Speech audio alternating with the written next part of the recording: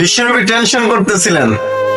বিশ্বনবী চিন্তা করলেন, হাইরে আগের উম্মতেরা হায়াতও পেয়েছে বেশি, ইবাদতও করেছে বেশি, আর আমার উম্মতেরা হায়াতও পেয়েছে কম, ইবাদতও করেছে কম।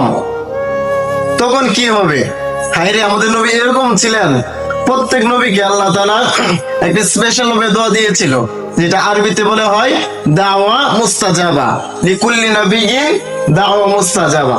প্রত্যেকটা নবীকে দিয়েছিল, কিন্তু দুনিয়ার বুকে প্রত্যেকটা নবী ওই দোয়াটা পড়ে নিয়েছে, কিন্তু আমাদের নবী ওই দোয়াটা কখনো পড়ে নাই।